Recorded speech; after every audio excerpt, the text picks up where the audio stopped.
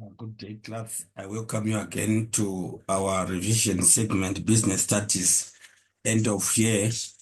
I'm bringing to you 2024 Gauteng Province. It's actually exam scope, it's memo and notes that we can basically use to prepare for these final examinations. So just please be patient with the presentation. There are quite good notes that I've presented or I've developed for you here. Without wasting any time in this presentation, just note that it's gonna be only section B for the interest of time. I just made it section B alone, and section A is gonna follow also after this presentation. Obviously, possible essays would also come as a separate presentation. So without wasting any time, I'm just gonna go through this presentation. Check, like I said, it's exam scope, it's memo and notes for section B. So let's just quickly go through the paper. You'll see that the question, section B, of course, there are those instructions that are at the beginning of the paper, but first and foremost in section B, I just made it clear to you that you should know that you should answer any two questions. You answer any two questions in this section and then clearly indicate the question number of each question that you choose. The answer of each question must start on a new page. That is question 2 on a new page, question 3 on a new page. And please make sure that you indicate the question number of the question that you have chosen. And in any case, again, can I make it clear to you that the order of answering doesn't matter? You can either choose question 3 or you can choose question 2, whatever the order that you can choose. But what I'm saying is the best thing to do for you is to choose the easiest one for you, the one that you know you are going to get 40 out of 40 or whatever, the best marks that you know you're gonna get. So you start with the best question that you know the best, and then as long as they are numbered, you are also guaranteeing yourself a good seat in the next academic year, either at a varsity or whatever that you are targeting to go. So clearly indicate that, like I've said, question 2, it is business ventures. It is business ventures. So what is written in red are the questions, and I've developed and put the answers in black. As you can see, name any 3 examples of short-term insurance. Short-term insurance, we have got examples of property insurance. We have got money in transit. As to say money in transit, I'm sure you know, theft, people can sometimes steal, burglary, that is also more or less synonymous to theft, and also fire. These are all examples of what? Short-term insurance. They are examples of short-term insurance. So what I'm doing is, like, the reason why I said they are also notes is because I'm giving more than answers that are required per question, just to expand the information. That's why you see I'm saying it is scope and also notes. So I'm saying 3, but I've listed how many? I have listed 5. So you choose only 3 that you want, and then you get all your answers correct. uh, Outline the functions of the Johannesburg Securities Exchange, JSE. What are the functions of JSE? 1, it gives opportunities to financial institutions such as insurance companies investing their surplus funds in shares. Opportunities for investment in shares is given to financial institutions such as insurance companies. In order for them to make or to grow, to make more money and grow, they would need to expand by buying shares. So JSE gives the opportunities such as what we are saying. It serves as a barometer, as an indicator of economic conditions in South Africa. To mean as a barometer, it means to say that it is a measurement, it is a gauge, it is a standard of reference of economic performance in South Africa. If we are to understand how South Africa economy is performing, it is also validated and checked through the Johannesburg Stock Exchange. Our Johannesburg Securities Exchange, we are saying it is used as a measurement of economic performance of our loved nation, South Africa. It saves, it keeps investors informed by publishing shares daily. Investors, we have got quite a lot of people, we have got money, and for your own information, you need to understand that our investors or our economic performance, it is sustained by having people who are continuously investing. So the continuous investment is through the publicity of information, which is sent through our JSE on share prices. The share prices of various companies is actually given by the JSE. Uh, Another point is that it acts as a link between investors and public companies. It acts as a link between investors and public companies, as you see, to say that public companies are the ones that also sell their shares through the JSE. So what we are saying is that JSE, it provides a connection. It actually meets together, or it actually establishes a network relationship that is between investors and what, and public companies. Therefore, it is very important as a function. Shares are valued and assessed by experts. When public companies are to sell their shares, the share pricing is not randomly set, but we have got sometimes share brokers. We have got what are called professionals and experts within the field of share trading. So these shares are valued and assessed by experts, which is also very important for our economic performance, which is also very important for our company's success, because they are not going to be selling their shares at a less price or at an uninformed uh, standard of pricing. That is to say that the professionals or experts are involved and they participate in ensuring that the share pricing is quite standardized and is relevant to the share pricing that is sold. So small investors are invited to take part in the economy of the country. Small investors are also invited to take part uh, in the economy of the country, which can also be done, which is done through the buying or selling of shares. Small investors are invited to take part in the country by buying or selling their shares. Small investors. So as you can see, our different people, we have got the capacity of continuously injecting money into the economy. They are given the opportunity through the JSE.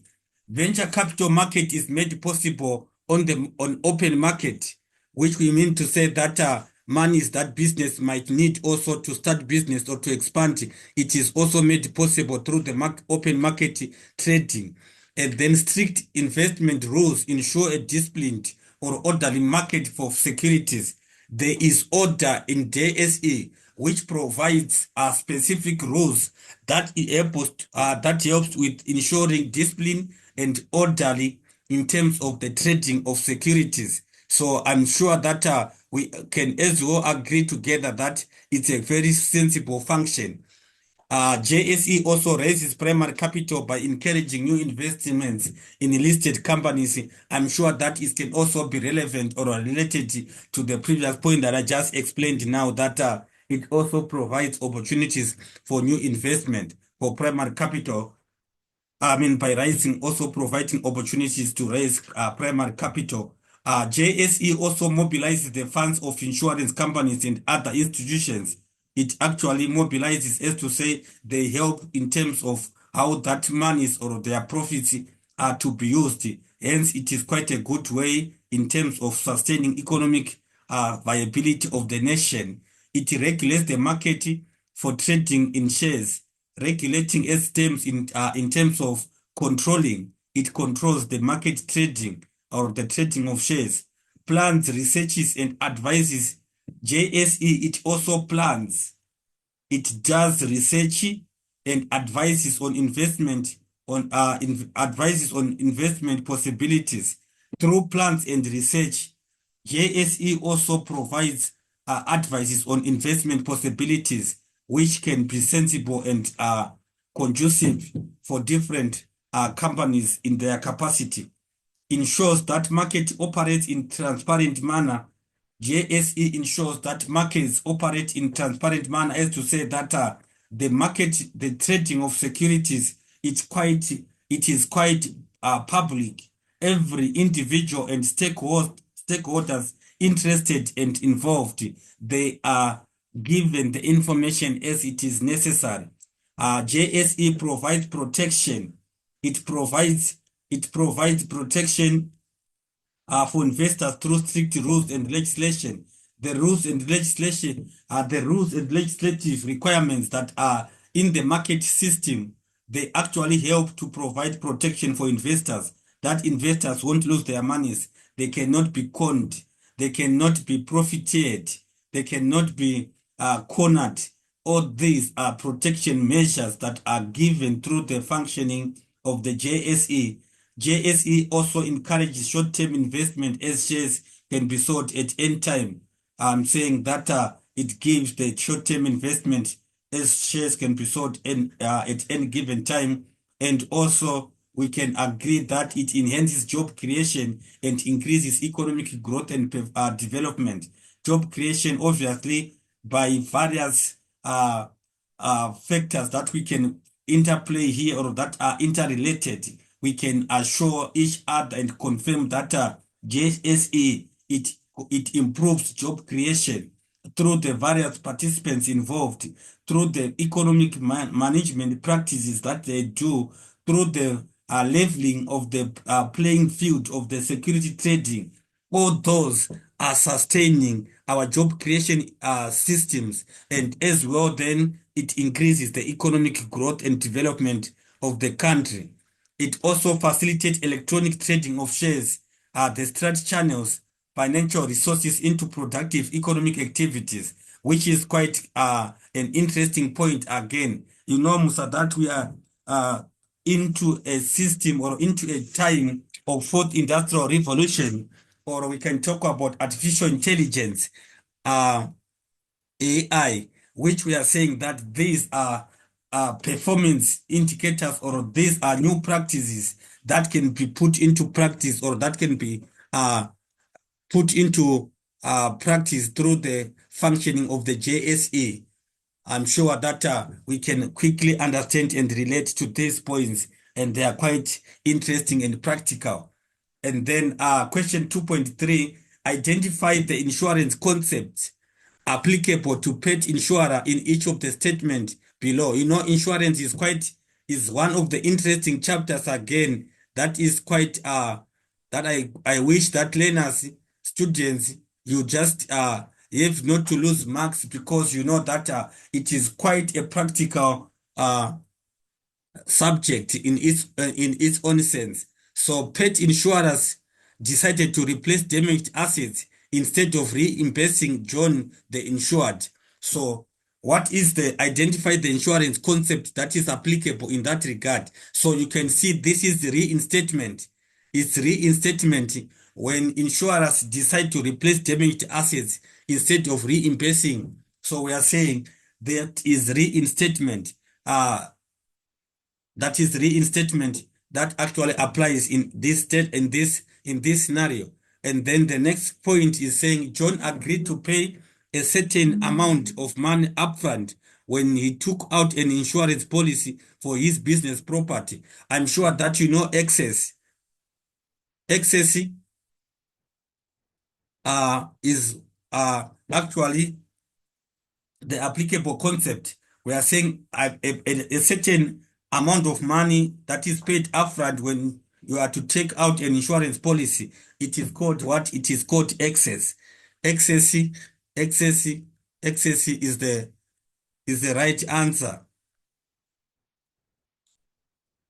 And then explain the advantages of using a PowerPoint presentation or a data projector as a visual aid.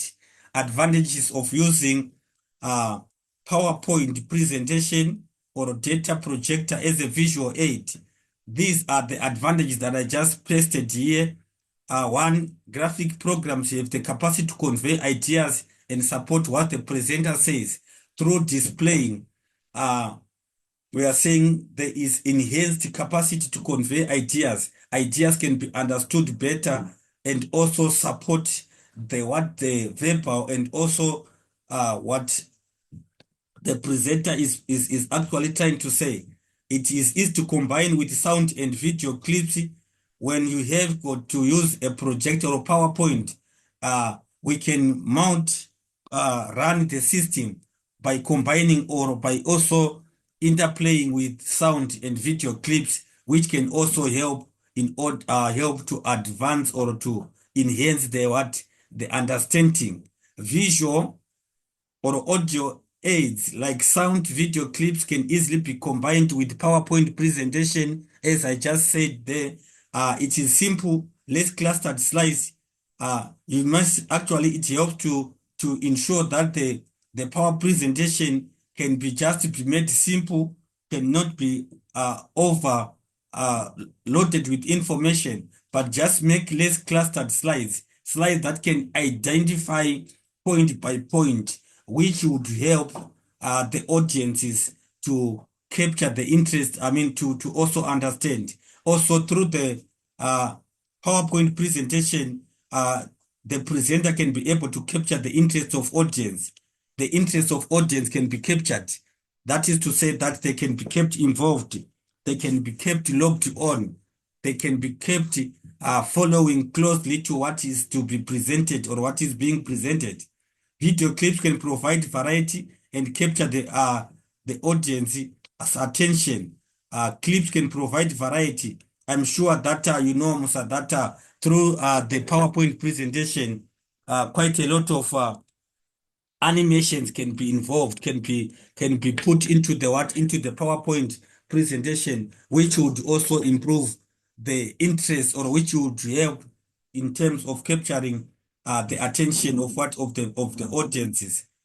We can also use various background.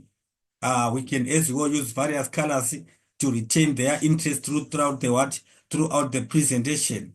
And then slides should only be used where they can enhance the facts or also help to summarize the information. I'm sure you have seen in quite a lot of situations where there is quite a lot of work to be presented. Instead of narrating or giving the narrative point by point, the presenter can bring a slide, can go through data projecting, which can also reduce talking and quite a lot of other things that would actually make the presentation short and interesting. So read the scenario below and answer the questions that follow. Tapelo Suppliers. Tapelo Suppliers is known for selling quality raw materials to various manufacturers. Tandi, a manager at Tapelo Suppliers, appointed suitable people in the right position to complete tasks successfully. And then she also understands the importance of personal attitudes in effective leadership. So we are to understand leadership theories in this regard. So identify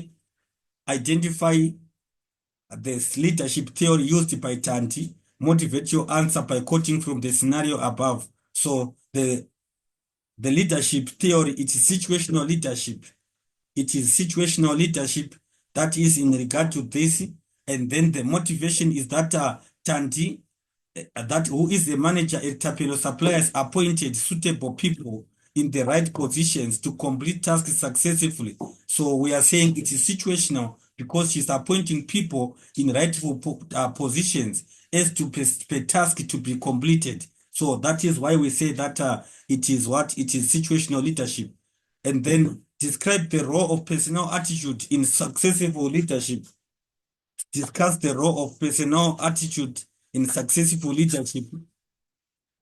So as you can see, I just have quite a lot of points here. One, role of personal attitude in successful leadership. One, positive attitude releases leadership potential for personal growth.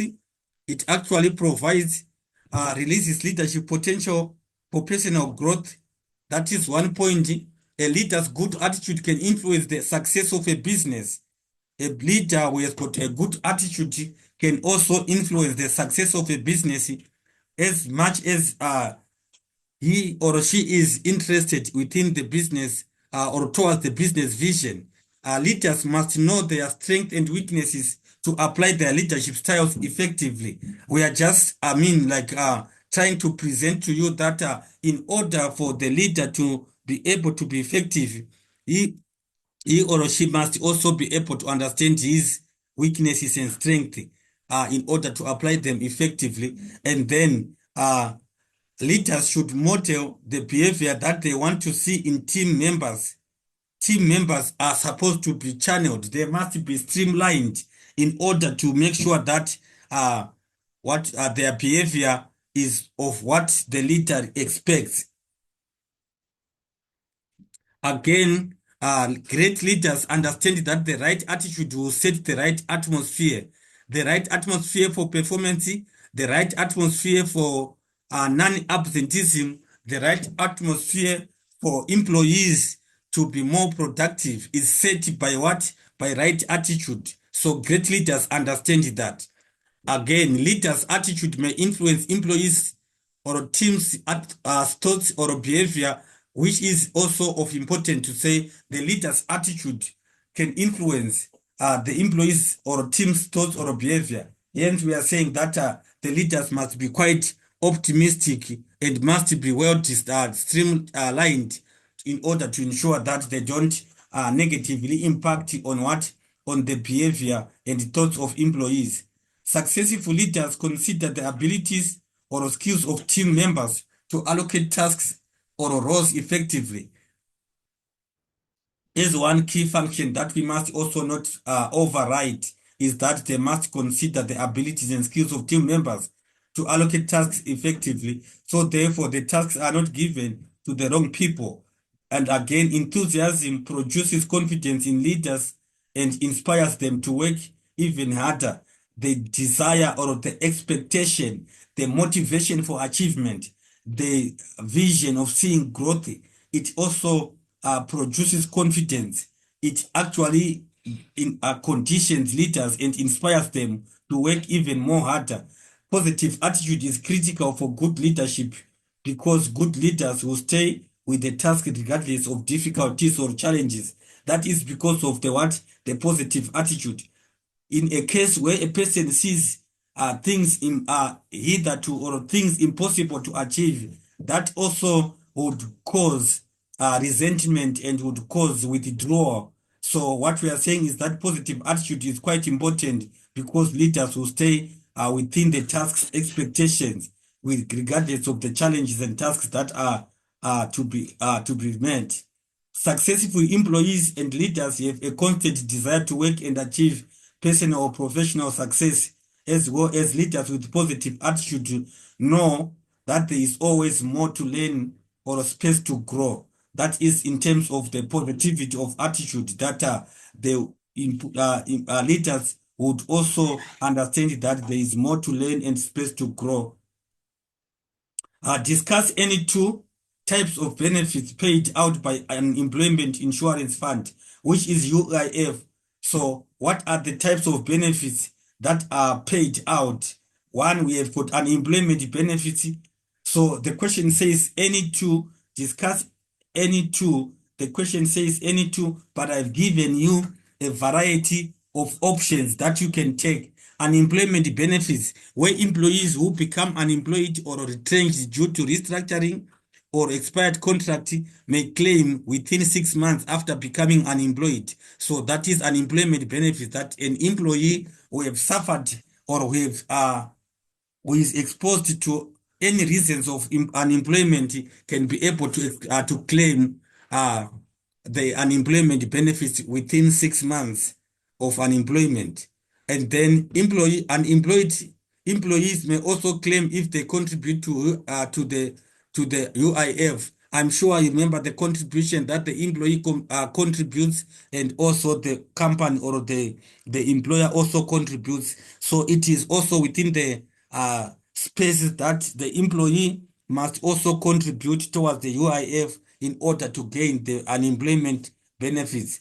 Unemployed employees employ these benefits until the allocated funds are exhausted. The allocated funds are finished. They are to enjoy the benefits until the monies that has been allocated is finished. They may claim for benefits from the UIF if the Commission for Conciliation, CCMA, considers their resignation as what they would consider their resignation as constructive dismissal. We are saying the reason of unemployment is not just because of any reasons, but we are saying CCMA must see the reason of unemployment being constructive dismissal. It must be quite understandable and very relevant to say that what the employee can benefit from unemployment, what unemployment funds. Employees who become unemployed should register with the Department of Labor to prove that they are job seekers. They must register with what? With the Department of Labor. And if an employee voluntarily terminates his contract, she or he may not claim. Voluntary termination would also cause the employee not to benefit from what? From the claims. Employees must apply for UIF benefits as soon as they become unemployed. That, like we said, that 6 months of termination of employment. And then fathers can claim for UIF benefits when they take 10 consecutive days of unpaid parental leave after the birth of their child. So it is also an employment fund or unemployment benefits, which you can see that fathers can as well claim. No tax is payable on unemployment benefits. No tax is payable on that amount, on those monies. There is no tax that is payable on unemployment benefits. And then another benefit of UIF is that there is illness, sickness, or disability benefits, which is another form of benefits. I'm saying that employees may receive these benefits if they are unable to work for more than 14 days without receiving a salary or a part of a salary as disability benefits or sickness, where employees who are unable to work for more than 14 days without receiving any salary or part of a salary. Again, employees may not claim these benefits if they refuse medical treatment. When an employee has refused medical treatment, the benefits are forfeited as well. And then employees who are contributors to UIF may apply for illness, disability benefits if they are unable to perform their duties. Those who are unable to perform their duties have got the mandatory or right to claim what? UIF. We also have another benefit of UIF, which is maternity benefits. Maternity benefits, where pregnant employees who contribute to it receive these benefits for up to 4 consecutive months. Employees who have contributed would receive up to 4 consecutive months as maternity benefits. If an employee had a miscarriage, she could claim up to 6 weeks or 42 days. You understand? As a benefit of UIF. And then adoption benefits, which also comes as when employees may receive these benefits if they have legally adopted a child younger than 2 years. UIF and insurance, we are saying the benefits of UIF when employees have legally adopted a child younger than 2 years. Therefore, they receive also adoption benefits. Employees who take unpaid leave may receive part of their salary while caring for the child at home as adoption benefits. Employees who take unpaid leave may receive part of their salary while caring for the child at home. Only one parent or partner may claim benefits, not both. Only one parent or partner may claim the benefits. Also, contributing employees can apply for a leave of absence or stop working to look after his or adopted child is also under adoption benefits.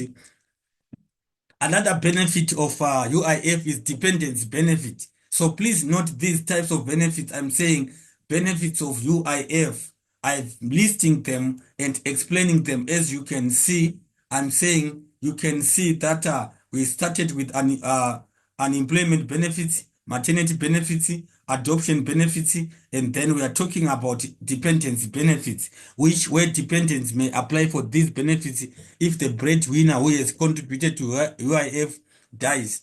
Well, so we are saying the breadwinner who have been contributing has died, so the dependents will also claim for UIF.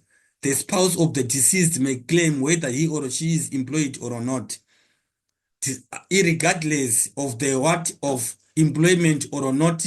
The spouse of the deceased may claim UIF if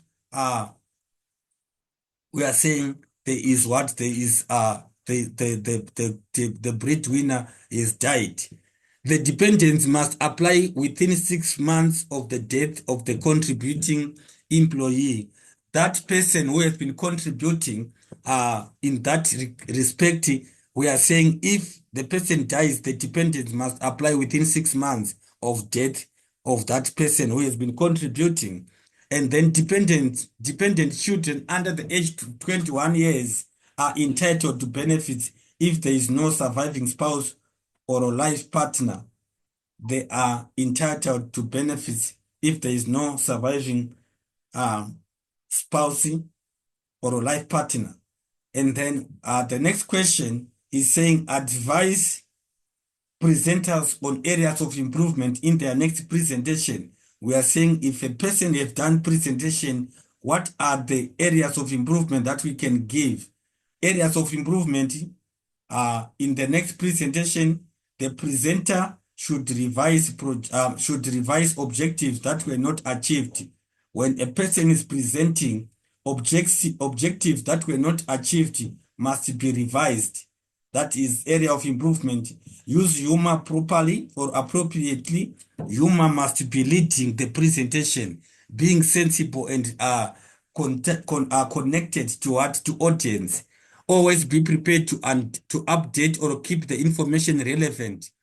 Updating and keeping the information relevant is also very important. And then reflect on any problem or criticism and avoid it in future presentation. When doing a presentation, we are saying areas for improvement for next presentation is that the presenter must reflect on any problems, even criticisms, and must and avoid it in future presentation. Areas that were raising criticisms should be avoided in the next presentation, and then reflect on the time length of the presentation to add or remove content. Check on the time and length of the presentation so as you can add and remove content. Reflect on the logical flow of the format, that is the slide, application of visual aid, the syntax of the what of the slides, the orderliness must be what must be consistent to avoid to avoid boring or to avoid the audiences from losing interest of the presentation. Then we are saying another area of improvement can be to increase or decrease the use of visual aids or replace or remove aids that do not work well. Certain times you would find that there are certain visuals that can be contradicting the presentation or the facts presented. Yes, in next presentation, the presenter must try to remove or replace them. Any information that the presenter receives as feedback from the presentation should be analyzed and where relevant or incorporated or used to update, amend, and also amend his presentation. So information that the presenter receives as feedback must also be analyzed and then should be incorporated or used to update or amend the presentation. So these are areas of improvement for next presentation.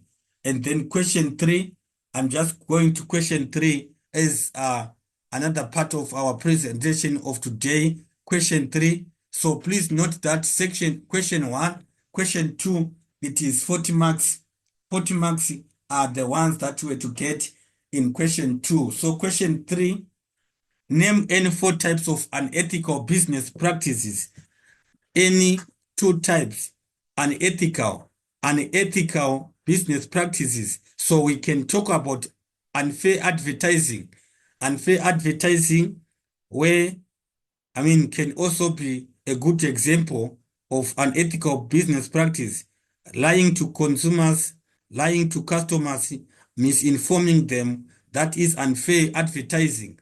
Pricing of goods in rural areas. Pricing of goods in rural areas, it mustn't also be just profiteering. It mustn't be also monopolizing, but also it must be standardized, or it must be relevant. And then taxation, or tax evasion.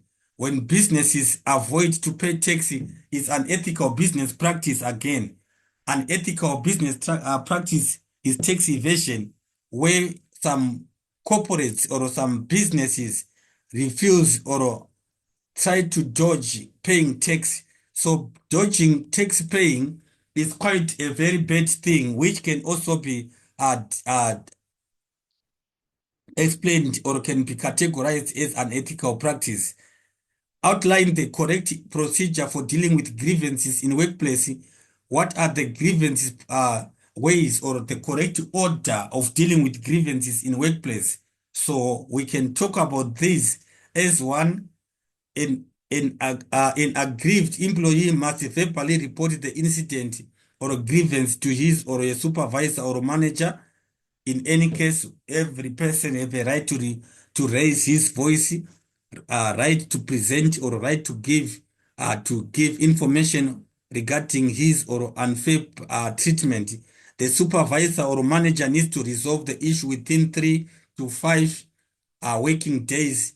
When an employee reports an issue, it must be resolved, or it must be dealt with, or must be attended within 3 to 5 working days, to avoid detriment problems, or to avoid problems from getting worse.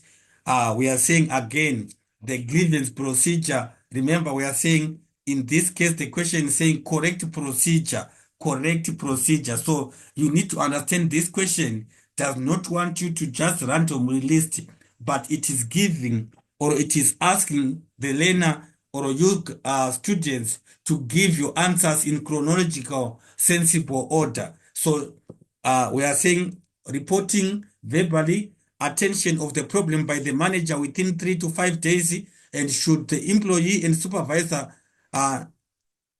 not be able to resolve the grievance, the employee may take it to the next management level.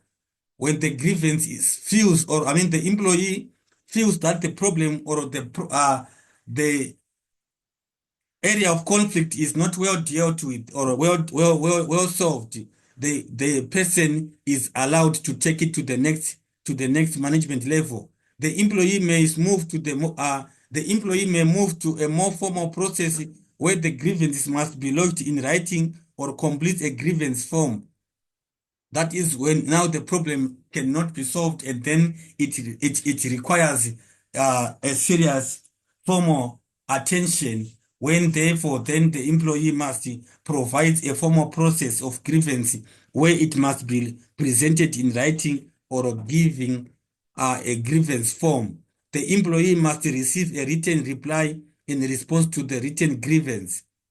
The employee must receive a written reply in response to the written grievance, where the matter was submitted in writing. The management must also give the response in writing to the employee. And again, a grievance hearing meeting must be held with all relevant parties present. A hearing or a meeting must be held with all relevant parties available. Minutes of the meeting must be recorded, and any resolution passed must be recorded on the formal grievance form. Minutes of the meeting, minutes of the resolution, minutes of everything discussed must be recorded, and then it must be also be there must be a grievance form.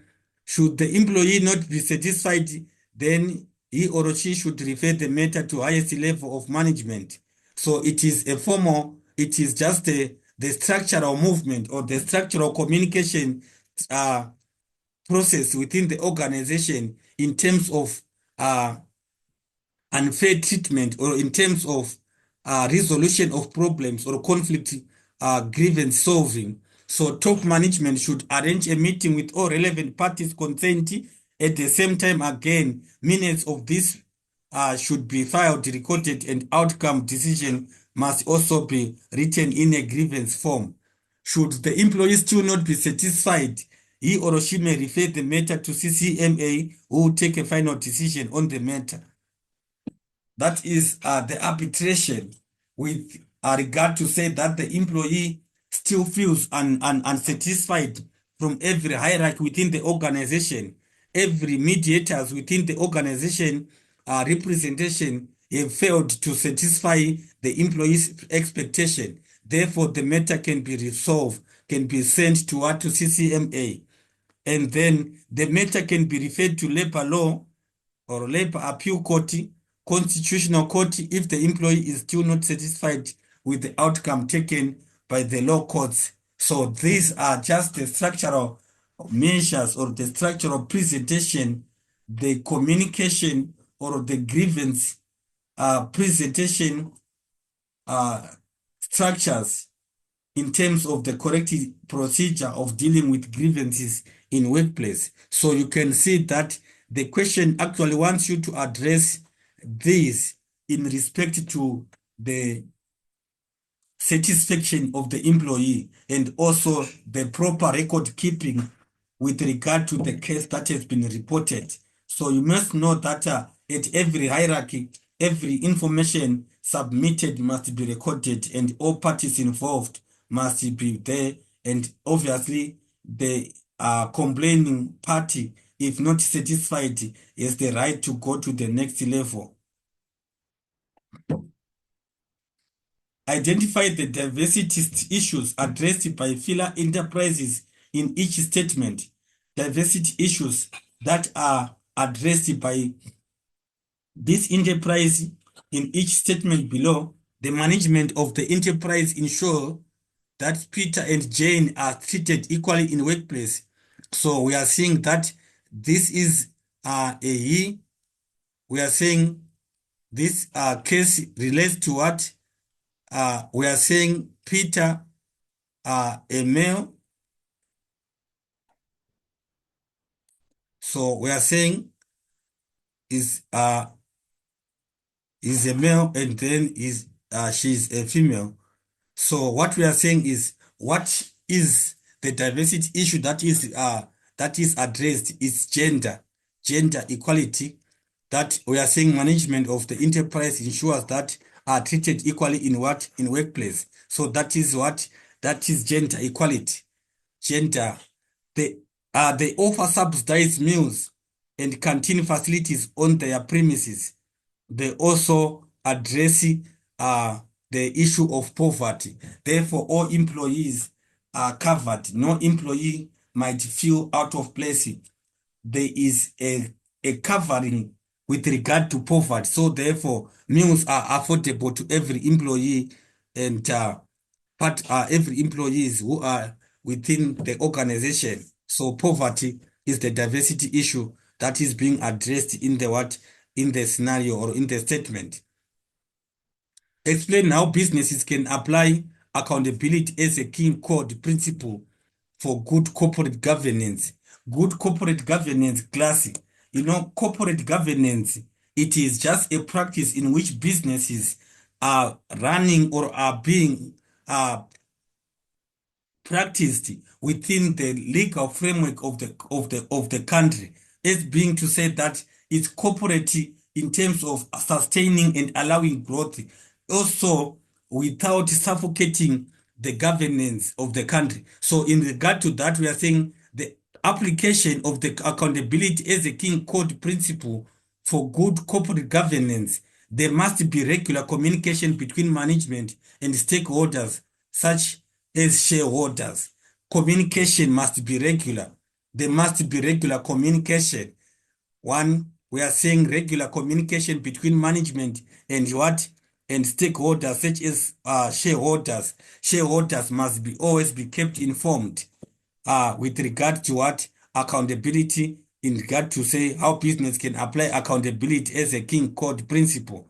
And then our company should appoint internal and external auditors to audit financial statements. Financial statements must be audited by professionals who are internal and external that are appointed by the company or by the organization. Uh, the board should ensure that the company's ethics are effectively implemented. It must ensure that the company's ethics are effectively implemented, as in terms of the ethical practices. They must be well governed. There must be a well track record of ensuring that those practices are fully and diligently what implemented in order to ensure that there is no parties or there is no area that is gray. Businesses should be accountable, responsible for their decisions or actions. In regard to accountability as a king code principle, we are saying for good corporate governance, businesses should be accountable. They must be responsible for their decisions or actions. Actions that are either positive or negative. Businesses must remain.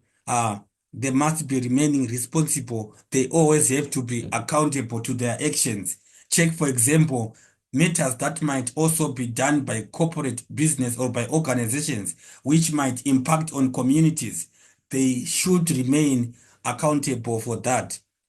And then businesses should present accurate annual reports to shareholders at annual general meetings. Accurate annual reports must be presented to shareholders at AGM meetings. As another relevant point with regard to that, accurate information must be so articulate. It must be specific. It must be so pertinent, very directive, straight to the point. And these meetings or these reports must be given to shareholders at annual general meetings in order to ensure that they are kept in the loop. Top management should ensure that other levels of management are clear and about their roles and responsibilities to improve accountability. Top management should ensure that all other levels of management are clear about their roles and responsibilities to improve accountability. As also a quite relevant point with respect to what to application of accountability as a king code principle for corporate governance as a king, I mean, as a what? As a king code principle for corporate governance. So you can see these are quite relevant points. And please take note that the issue of communication, transparency, and ethical practices cannot be left untouched with regard to this question. Let's just go to the next question. Read the scenario below and answer the questions that follow. The Boer Communications, that is BC. Boer Communications is a workforce consisting of some difficult employees.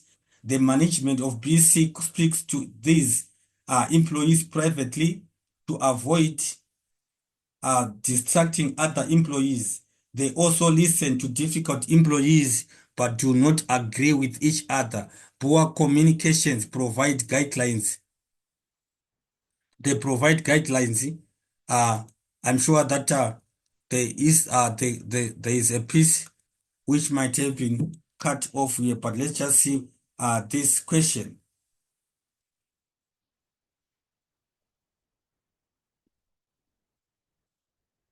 So, quote two ways in which BC deals with difficult employees in the scenario.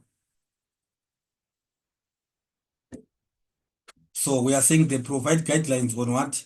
They provide guidelines on how employees can improve their behavior. Guidelines, guidelines, guidelines on how employees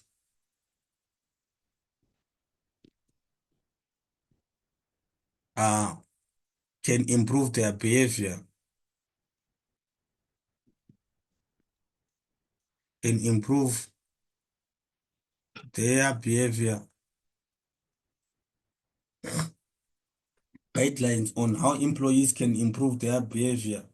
On how employees can improve their behavior. So we are just going to quickly answer that one. So one, the management of BC speaks to these employees privately to avoid distracting other employees, as to say that two ways in which it deals with difficult employees in workplace. It speak, I mean, they speak so in any case, the tip that I want to give you, the scope that I'm going to present to you is that you must understand that the management or the questions such as these ones are answered by information that is from the context, that is from the what, from the comprehension provided or the court provided. So the management actually deals with in terms of dealing with difficult employees, they speak to these employees privately to avoid distracting others. That is one. Communications, also the poor communication provides guidelines on how employees can improve their behavior. They also provide guidelines. They provide guidelines on how employees can improve their behavior. That is also another point there. So next question is saying discuss other ways in which BC can deal with difficult employees in workplace. This one is not from the context. It's saying other ways, which is to say the answer must not be strict to say that it is coming from the what? From the essay. Other ways to deal with difficult employees in workplace. One, get perspective from others who have experienced the same kind of situation to be able to understand difficult employees. So we are saying networking or getting connected to other management or to other leaders, other managers who have suffered the same problem and also understand how they've dealt with such difficult employees. Act proactively if possible. Act proactively if possible. As, as a staff, personal problem is part of what of managers' responsibilities. Must act proactively, meaning to say that they must be able to identify such difficult employees before the situation is what is become worse. It must be noted and then must be dealt with immediately before it is worse. Regular meetings with the supervisors, how to deal with difficult employees. Provide regular meetings, or departmental heads should help to identify difficulty or problem behavior. They must be able to be identified. Ask someone in authority for their input into the situation. When you identify difficult employees, you also involve other authorities or other managers to input into the situation. Identify the type of personality which is creating the problem. Identify the type of personality which is creating the problem. Make intentions and reasons for action known. Make intentions and reasons for action known so that difficult person or people feel at ease. Intentions, what are the reasons, intentions for actions are to be known so that those people can feel at ease. Employees should be told that what specific behaviors are acceptable by giving details about what is wrong or unacceptable or an opportunity to explain their behavior. Employees should be told what specific behaviors are acceptable, which is also through identifying what is unacceptable and giving them the opportunity to explain their behavior, why they behave in such a way. A deadline should be set for improving bad or difficult behavior. In organizations, it is important to identify people who are also having whom we can classify as to say that they are difficult employees. So they must be given deadlines. Deadlines must be given. Deadlines must be given or must be set for improving such people or such bad behaviors. Uh, Deadline date should be discussed with the difficult employee, and his or her progress should be monitored, assessed prior to deadline to see to it that the person is managing to reach or to attain what is expected of him or her. Do not judge the person, but try to understand him or her. Also understand his or her intentions and why he or she reacts in certain ways. Difficult employees, we are saying they mustn't be judged, but anyway, the managers or leaders or authorities must understand or try to understand the person and also reasons why they react in certain ways. Keep communication channels open. Keep communication channels open. Also encourage employees to communicate their grievances to management.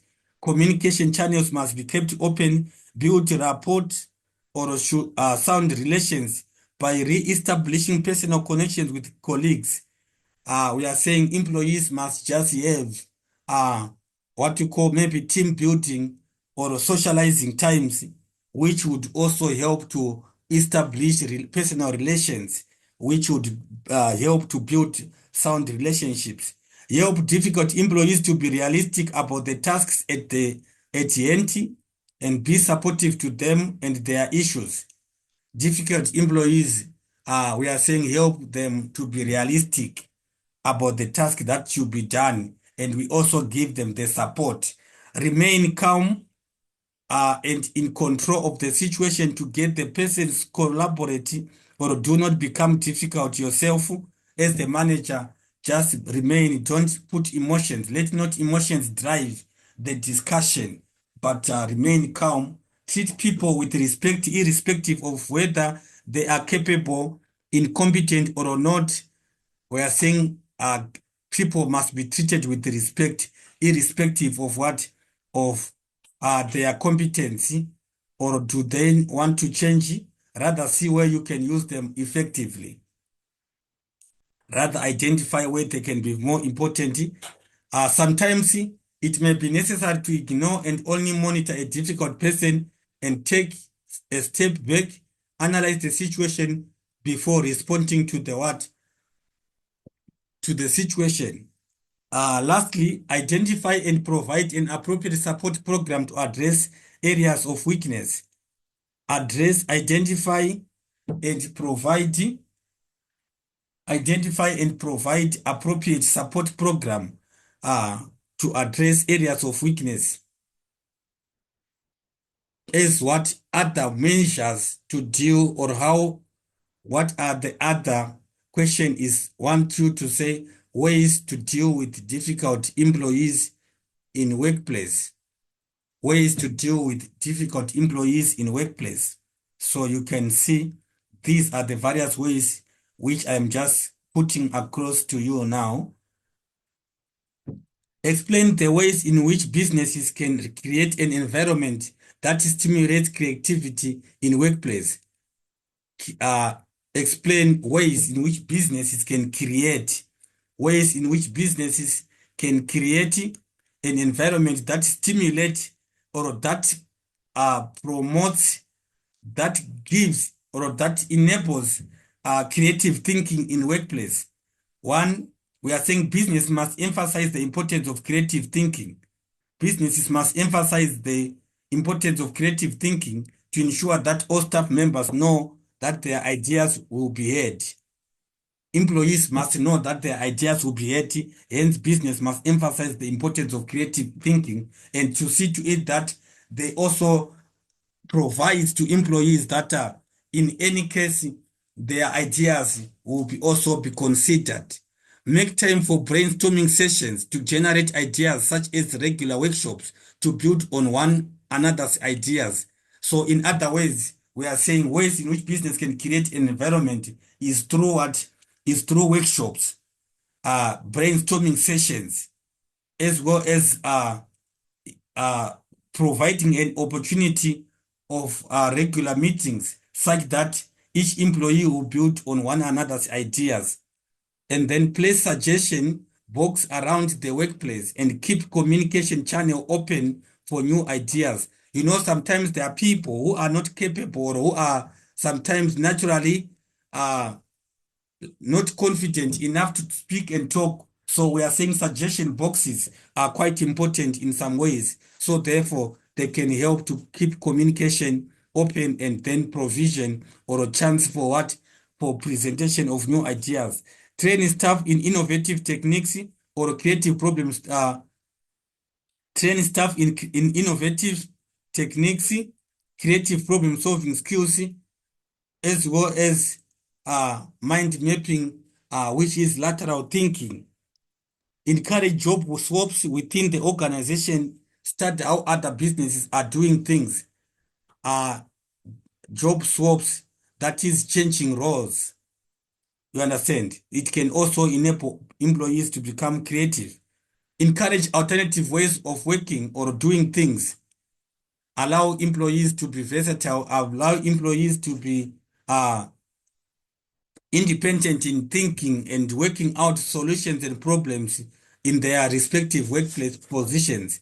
Respond enthusiastically to all ideas and never let anyone feel less important. All ideas must never be taken uh, for granted. Each idea must be taken with great appreciation and with enthusiasm towards to it, and also not to appear as demeaning to the person who has contributed. Reward creative thinking by providing reward schemes to employees, as well as introduce incentives to staff who came up with useful ideas.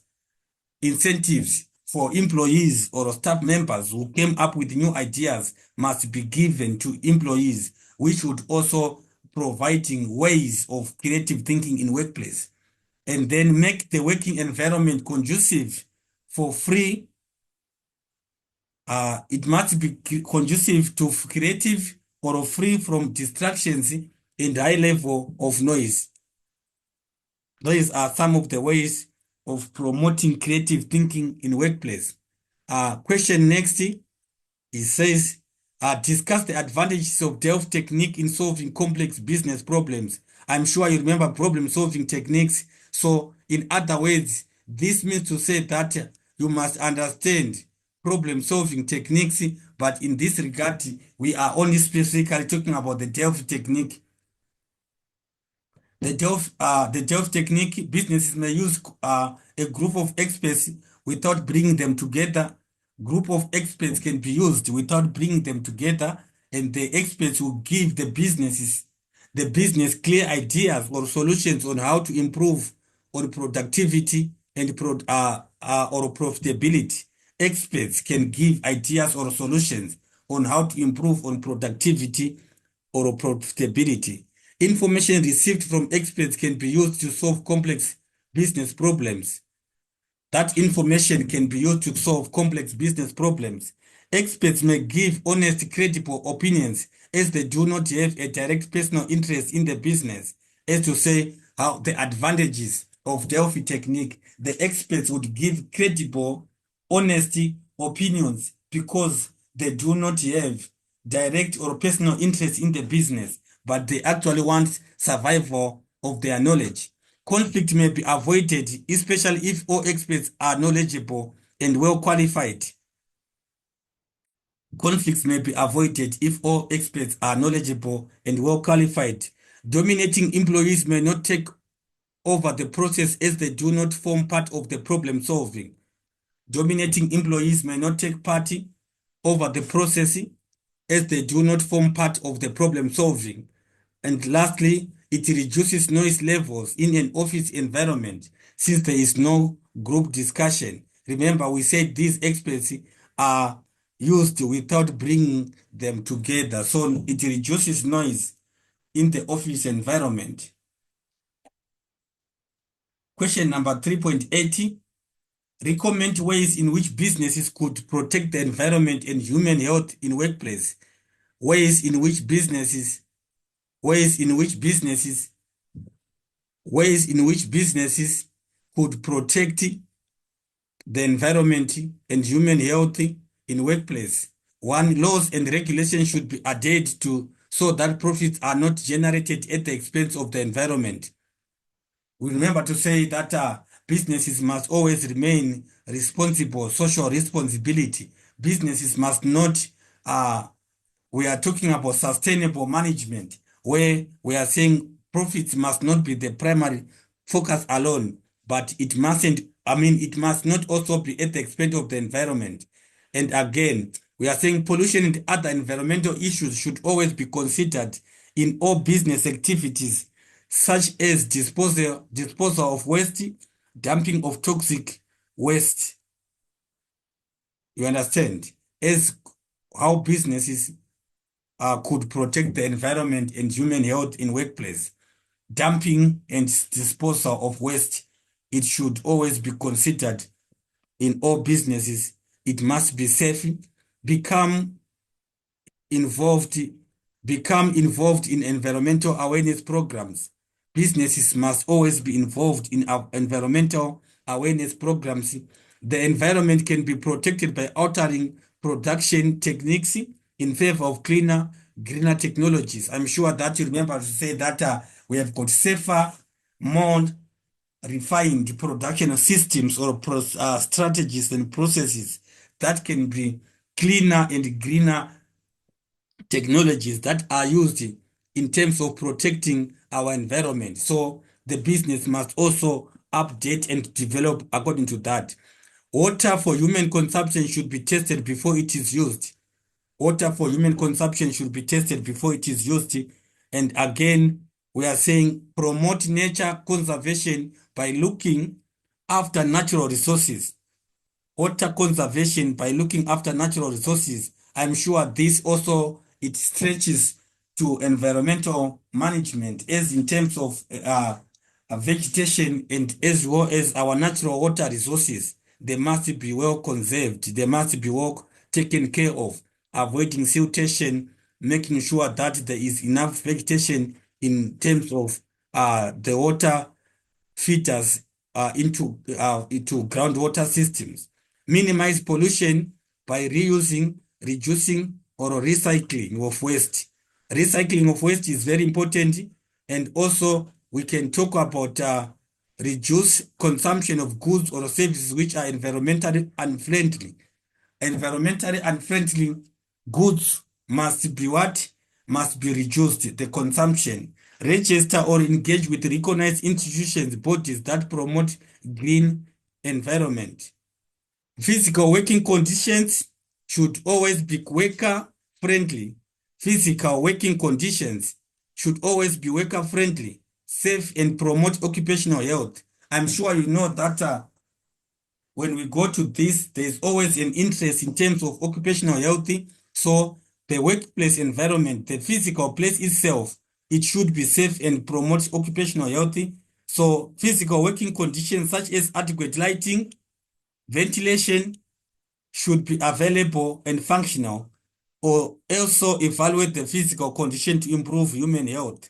It must be evaluated to improve human health as in terms of the question that we are answering, ways in which businesses could protect the environment and human health in workplace. So you can see the question needs you not only to talk about the environment, but also look into human health in workplace. So the environment you have seen, the dumping, the recycling, the greener production technologies, all those are kind of environmental measures. And then in terms of health, we are talking about the physical workplace environment, adequate lighting, proper ventilation, as well as occupational health suitability of the workplace. All those are quite good, relevant answers.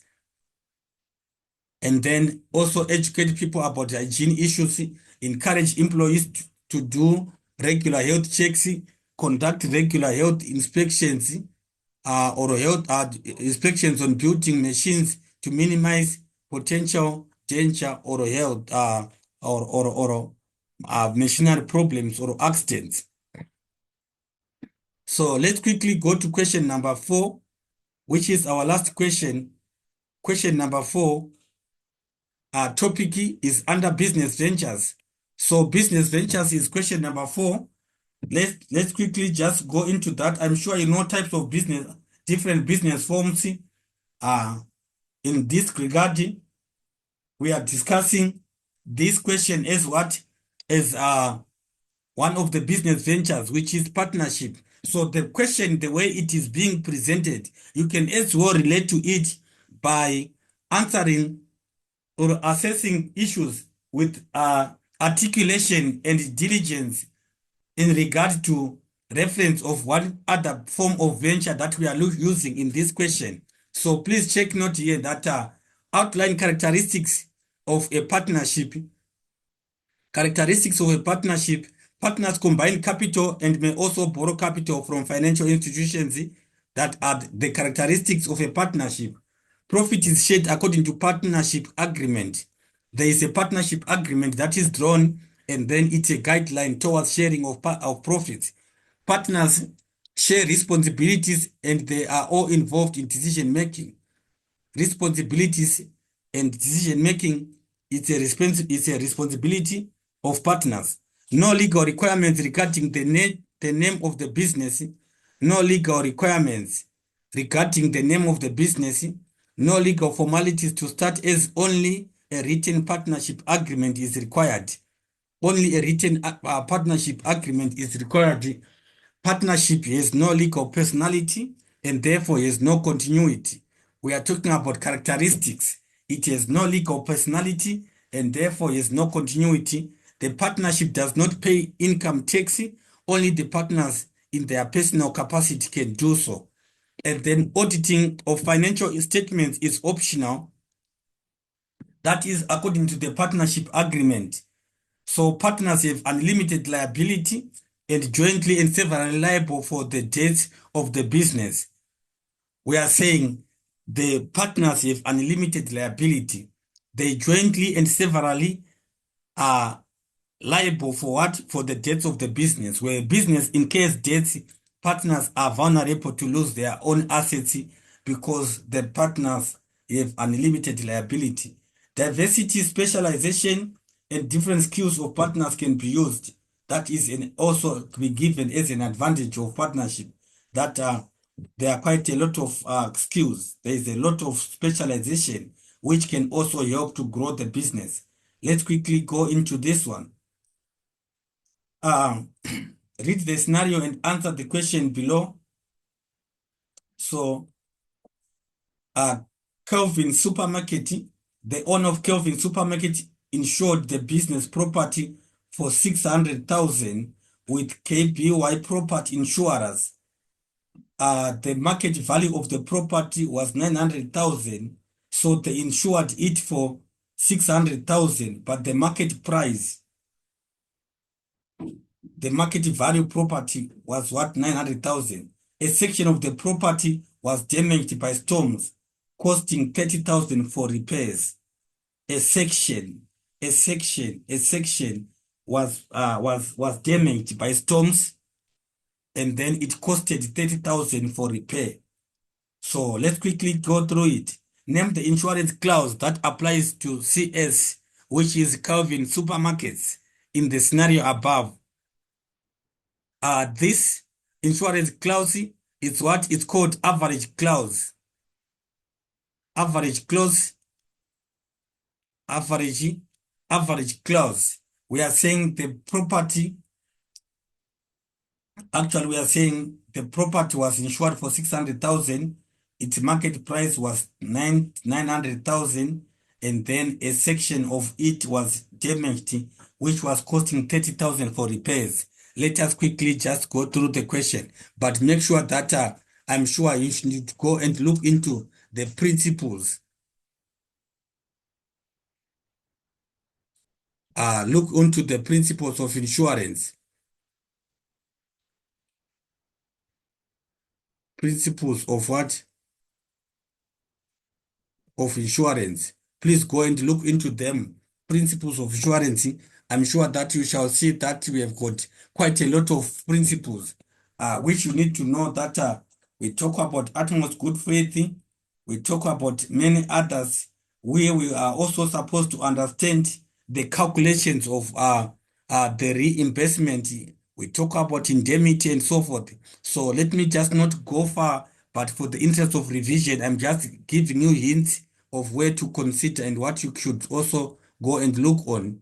So let me just quickly calculate the amount that KB property insurers, the insurers will pay the Kelvin Supermarket to cover the damage. Show oil calculation. I've already showed you that in order to calculate the amount that can be paid we say insured amount over market value, insured amount over market value times the loss or damage.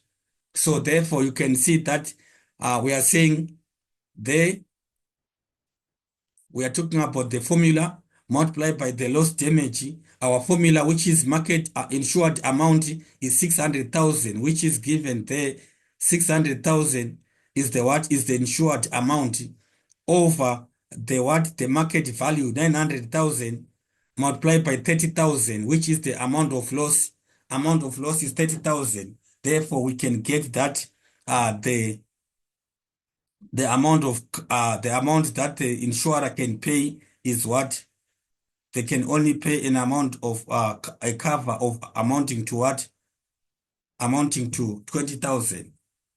20,000 can be paid according to our situation there. So please note that that's how we calculate this one.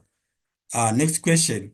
Explain how management can contribute to the success or failure of a public company. So please just note this before I go forward. The question, this one, you shall see that there is a question whereby a person or a company under insures. A company under insures, how much does it get even if the whole business or that the business suffers such a loss of how much? I'm saying you need to understand what we mean by indemnifying a business, and sometimes you must give a reason why you say that principle is the most applicable one in a situation that is given. So please, insurance, it's a quite interesting one. Go and look into it. Explain how management can contribute to the success or failure of a public company. Management, factors affecting or contributing to the success or failure of a company. So we are talking about forms of business operations or forms of business venture. So here we are looking on what? On a public company.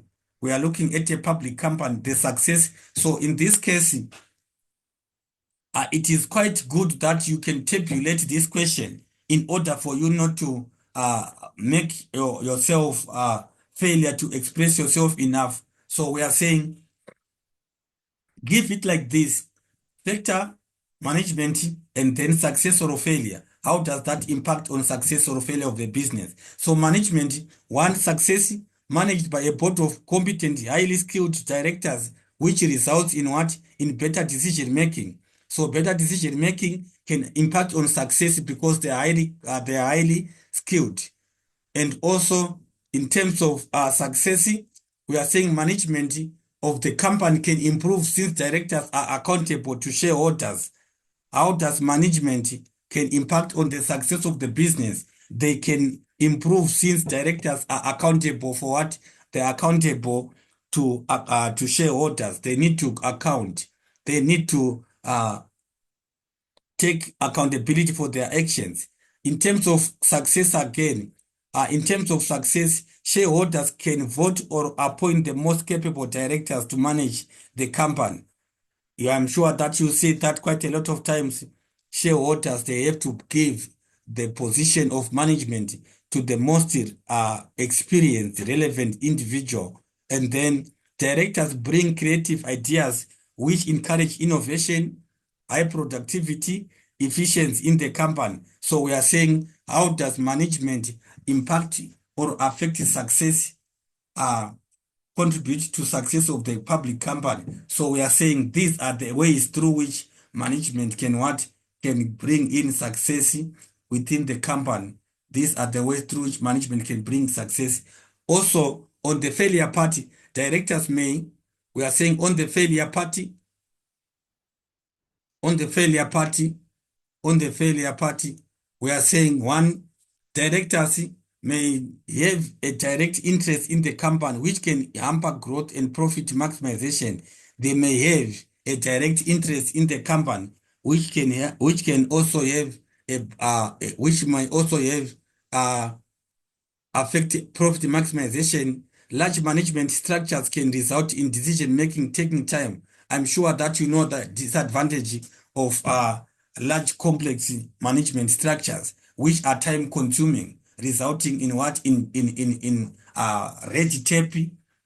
They are so bureaucratic, which would also stifle the processes within the organization. Hence, It can result in poor decision making, sometimes or time consuming failure to meet deadlines, and also meeting some specific good opportunities.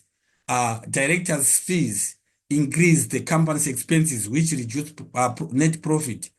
Directors' fees increase the company's expenses, which would obviously reduce what net profit as a disadvantage, or as how it would also appear as a failure. Management may be open to legal challenges if their reports do not comply with King Code. Management may be open to legal challenges if their reports do not comply with King Code. Some shareholders may not exercise their voting rights, resulting in choosing the wrong person as a director. Some shareholders may not exercise their voting rights, which would result in choosing the wrong person as a director. Directors may not be motivated to work very hard because shareholders decide to they may not be motivated to work very hard because shareholders decide on the director's remuneration. The payment or the compensation the directors may receive, it may not be also sufficient enough. Yes, the directors may not be motivated to work hard because of unsatisfying payment. Okay, suggest situations in which autocratic leadership style can be applied in workplace. Autocratic, autocratic leadership. Where do we see autocratic management style being applicable? It can be applied when there is a crisis situation such as unforeseen challenges or accidents. In that case, we are saying that is autocratic, where the leaders are centered, are running things 100% on their own without the participation of any other individuals within the organization. So we are saying that is autocratic. So it is when there is a situation unforeseen situation, unforeseen challenges, as well as accidents, all the information is available to solve the problem. We can also apply what autocratic, because consultation is not relevant when all the information is available to solve the problem. Therefore, there's no reason for what for any participative or any democratic reasons. Hence, autocratic can quickly solve the problem. There is emergence where there is a shortage of time. Where time is not enough, autocratic can be done. The person solely makes his decision, the manager takes the decision, the leader shoots the decision, and then tries to cater and cover time limitation. Employees are motivated and the leader has already earned the trust of followers. We are saying this is to do with the advantage or trying to avoid dissatisfaction of employees or demoralization, or also avoiding or keeping employees motivated. So the employees, when they are motivated already, they don't feel being cut off the loop of decision making. Hence, they would always try to be interested in following up what is happening. So dealing with employees who are not cooperative, we are saying it can be very necessary to use what autocratic, because the uncooperative employees would cause delays and can cause other unnecessary problems. Therefore, businesses appoint or where businesses appoint inexperienced or new employees that could benefit from this type of leadership style. Where the employees are new, they are inexperienced, they still need to learn. Therefore, the leaders, the managers can just do autocratic, they can just run in order for the new employees. They would also learn with time, and they would also they have no contribution that is constructive that they would give there. So these are ways or conditions under which autocratic leadership style can be applicable. Business roles, name for corporate social investment focus areas. For corporate social investment areas, one, community is one of the areas. Rural development, I'm sure that you have seen that quite a lot. We can also talk about employees on their own and the environment. These are four I'm saying corporate social investment focus areas. It can be focusing, or the focus corporate social investment can be done for the community, can be done towards rural development, can be done focusing on the employees, or can be uh, uh, done towards sustainable management of the environment. Outline ways in which businesses could promote social rights in workplace. How businesses, ways in which businesses could promote social rights, ways through which businesses could promote social rights in workplace. Business should ensure that employees have access to clean water and social security. Ways in which businesses could promote social rights. So social rights by ensuring that employees have access to clean water or social security.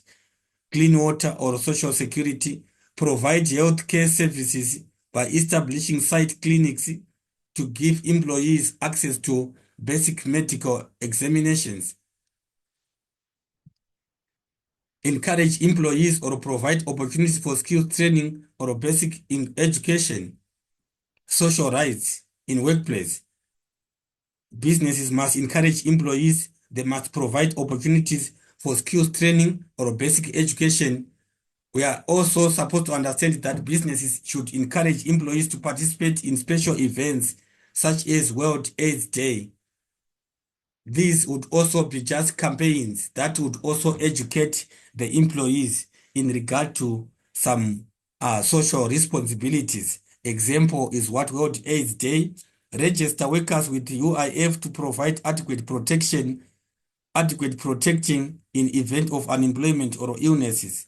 Social responsibilities. The welfare of employee is taken care of by being registered, such that in cases of unemployment or illness, the employees would not also worry. The organization has taken care of that. It has provided or provisioned adequate protection.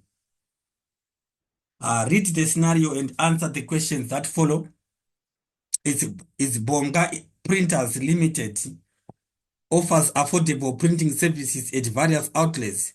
The employees of the organization always take long lunch breaks, resulting in a decrease in productivity. They take long lunch breaks, decrease in productivity are the end results. Name the unprofessional business practice that that is applicable to the scenario above. Obviously, I mean, in this case, unprofessional business practice is abuse of working time.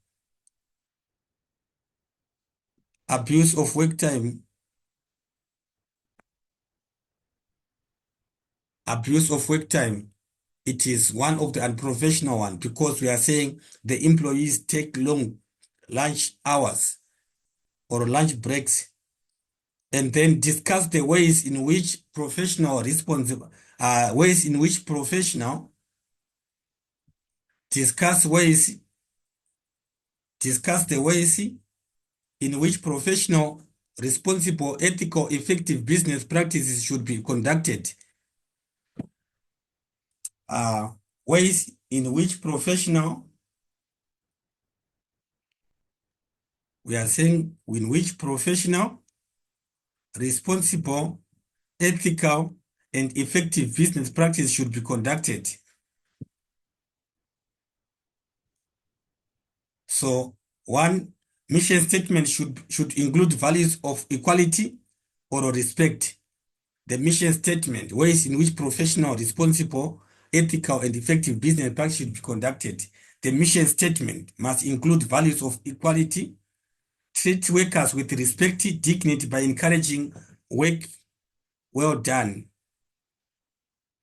Treat workers with respect or dignity. Treat all the employees equally, regardless of their race, color, gender, or disability. So in other words, avoid discrimination of employees. Employees must be treated equally. Equality in workplace. All workers should have access to equal opportunities or position resources. The opportunities access in an organization should be equally available to all workers. And then another point is that plan properly and put preventative measures in workplace. Plan properly and put preventative measures in workplace. Pay fair wages or salaries which is in line with minimum requirements. Payment of employees which is in line with minimum requirements of the Basic Conditions of Employment Act, as well as remunerate employees for working overtime. Also, during public holidays, employees must be paid for working overtime and also working on public holidays. Engage in environmental awareness programs or refrain from polluting the environment. For example, by legally disposing toxic waste. We are saying ethical, responsible, and effective business practice.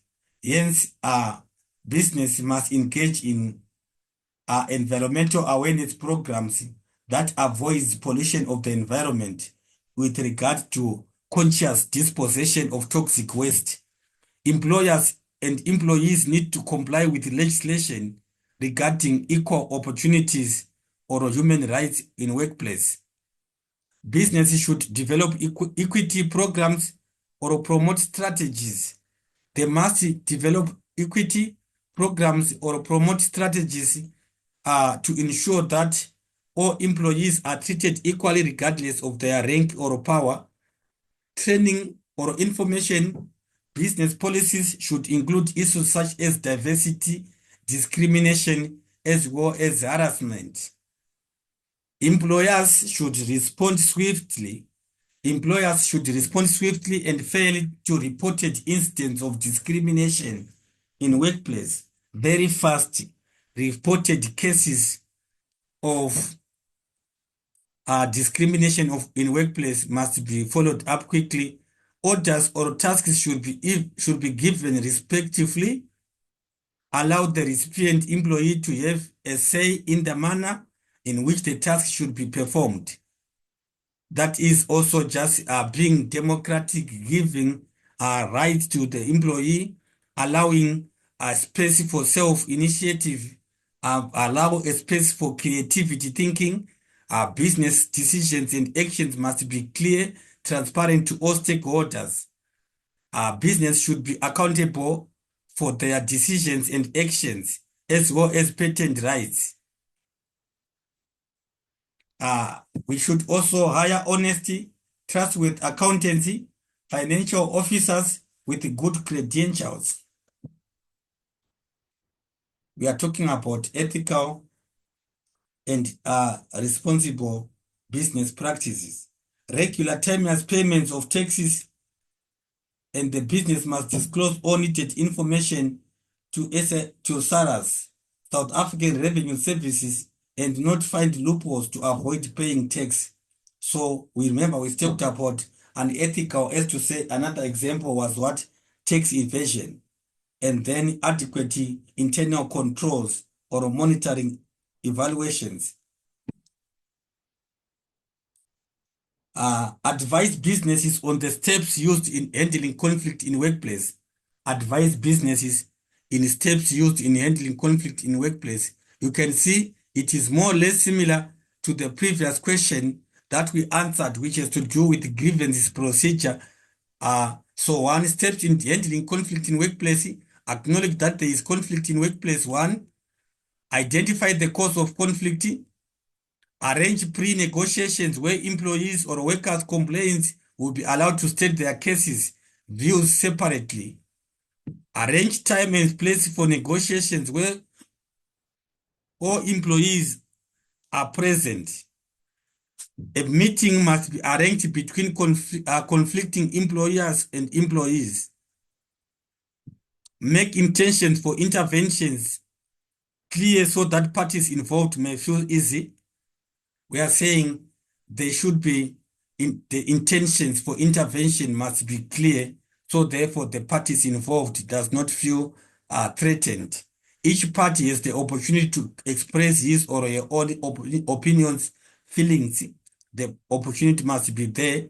Conflicting parties may recognize that their views are different during the meeting, analyze, evaluate the cause or causes of conflict by breaking it down into different parts. Blame shifting should be avoided. Blame shifting should be avoided, and joint effort should be made. Joint effort should be made, and then direct, direct conflicting parties towards finding, focus on solutions, devise, brainstorm possible ways to resolving the conflict. The conflicting parties agree on criteria to evaluate the alternatives. So what we are saying is that these are the conflicting resolution steps. The conflict resolution steps provide opportunities for parties to agree on the best solution, provide opportunities for parties to provide or to agree on best solution. Therefore, it means that there must be a follow-up on the implementation of the solutions, which would also ensure that we monitor progress to ensure that the conflict has been resolved. And then source experts on handling conflict from the outside business is also that. So what we can say is that this is total of Party B. Party B, so you can see that Party B, it actually consists of 80 marks. Party B, actually it has got 80, it has 80 marks. It has got 80 marks, which are coming from 2 questions. Answer 2 questions only. Here I answered 3, where now you are supposed to choose the one that you want to answer. 80 marks, therefore I'm saying you choose any 2 questions. Thank you very much, and I wish you that out of 80, you get nothing but the best.